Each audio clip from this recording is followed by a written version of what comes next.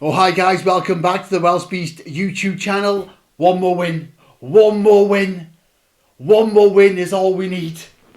Yes, Wrexham are on the brink of the National League title. They're on the edge of glory after beating Yeovil Town 3-0 at the Racecourse. Job 1 of 2 done. 2 games at the Racecourse this week. 2 wins is what they needed. The first job is done. It was a tense game at times. It took a while to get going. They got there in the end. Goals from Anthony Ford, James Jones and Paul Mullin, giving them a 3-0 win. Unfortunately, Yeovil Town were relegated, but they put up a great fight. But certainly the first half, they came up and did a very, very decent job. They should be proud of their efforts. But Wrexham, as usual, were too good. They're too strong at home, as I've said. They're too powerful. They're now 4 points clear at the top of the National League. 107 points. Notts County have 103. Notts County have the slightly better goal difference by 1. But it's in Wrexham's hands. 1 more win from 2 games. That's all we need to clinch promotion. And this town will erupt. This town will go crazy. 1 more win. Let's do it against Bournemouth. We don't want to go to Torquay, which could be a very tricky tie. It's going to be a tricky tie. It is a tricky tie. But let's win it at the Racecourse. Let's go out in style. Go out there on Saturday. Do the business at the Racecourse. Bournemouth won't be easy.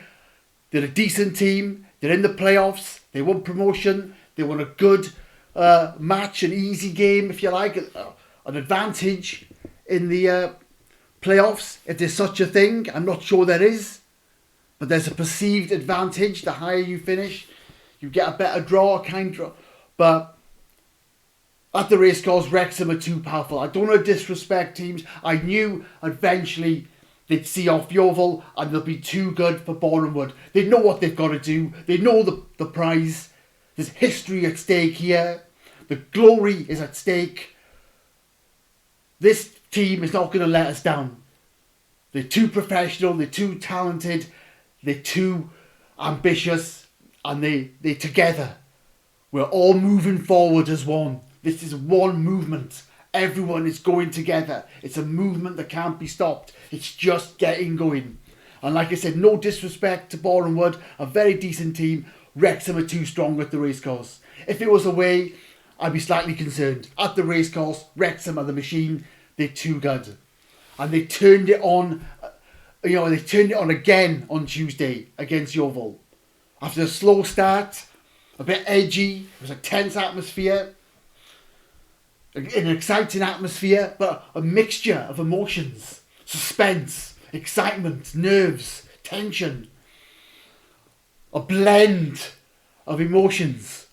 It was strange, it was unique. We had a brass band there outside the Racecourse when I arrived. It moved inside just before kick-off, playing some familiar tunes, just pumping up the atmosphere, just getting us going, sending shivers down our spines. The atmosphere, again, it was a strange one. It was a strange one.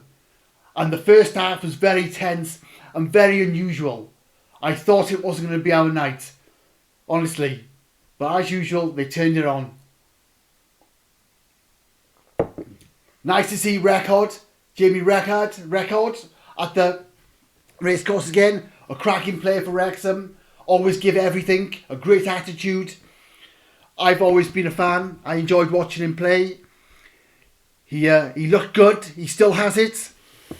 And Yeovil looked good. They're 2 decent strikers up front, which caused a lot of problems. And like I said, they came and gave it a go. They gave it a go certainly in that first half, where Wrexham weren't at their best. Was it the nerves, the pressure? Moves weren't quite coming off. Mullin had a couple of chances. One was a daisy cutter, as we say. I think it was easy save. It was easy to save by the Yeovil keeper. Caused no trouble. The second was sky high. I think it's still up there now somewhere. I think it's responsible for destroying Elon Musk's SpaceX rocket, because Mullin's second shot, Mullin's shot from Tuesday, is still up there in the atmosphere, orbiting the world, wreaking havoc with spacecrafts. When that was happening, you're thinking, it's not a night, it's not quite coming off. Second half, a different performance, as is always the case with Wrexham. I've said this so many times, it's a common theme. They play better in the second half at home. They seem to turn it on. And they did. Once that first goal went in from Ford, you knew more were going to come. The floodgates opened. They were going to turn it on, twist the knife, finish the job. They always do it. James Jones getting a goal. He was my man of the match as well. He was the official man of the match. He was my man of the match. He seemed to be everywhere. He seemed to be closing down. He seemed to be finding space. He seemed to be covering lots of the pitch, finding the loose balls, creating lots of challenges. He put in a shift. He really did stand out. On Tuesday, I was very impressed with him. Dalby started up front with Mullin. That was the right decision. Because as I've said before, they're very similar players. They play in a similar way. They look similar, as I've said. It's like double trouble, the terrible twins. They can wreak havoc with their movements. They have a good understanding, I think, where they don't get in each other's way. They can complement each other well, even though, in my opinion, they are similar players. They can score goals a variety of ways. They can play a variety of ways. They can drop off. They can come forward, drop off, look for the ball, move out to the wings, switch over. Again, they understand each other. They have a good understanding with the players who come to support them as well. The Lees, the James Jones, the Barnetts, the Fords, the Mendy's, etc, etc, etc. Palmer, great player, very useful, scored a lot of goals for us, a valuable asset for Wrexham. He's done brilliantly since he came and signed. Hasn't been working over the last few months. Is it a bit predictable between Palmer and Mullin? Possibly. I think Dalby is the way to go these last two games. But as I said, once they got going in that second half, they just swept them aside. They turned the screw, which is what they do at home. It's their trademark, it's their style, it's how they've conducted their business throughout this season. Only dropped 2 points at home. Only once have they failed to win at the Racecourse. They've scored in every game. They're just too powerful, too strong, too good at the Racecourse. That is not to disrespect the other teams. We can clearly see Wrexham and of course Notts County are levels above everyone else. The evidence is there. And Wrexham have been doing this now for 2 seasons. They're a top 2 team. They've been way out there for 2 seasons. It's there. One more win. And history is made. One more win. Just stop and think about it. It goes through your body, doesn't it? It tingles your body. It sends shivers around your nervous system is just ready to go. They're going to do it. This team will not let us down. It's set up. It's set up for glory. 8:30 Saturday night. This town is absolutely rocking. It's going to be a convincing win, I think.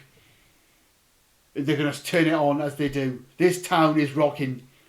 8:30 Saturday night. Wrexham, one more win from the title. Let's do it at the Racecourse. Let's do it for the town. Let's do it for each other. Let's do it for history. Win at the Racecourse. Turn it on. One more win. 3 more points. 3 more points. 3 more points. We're going to do it. Wrexham are almost champions. They're almost promoted to League 2. Cheers, guys. I will see you on the next video.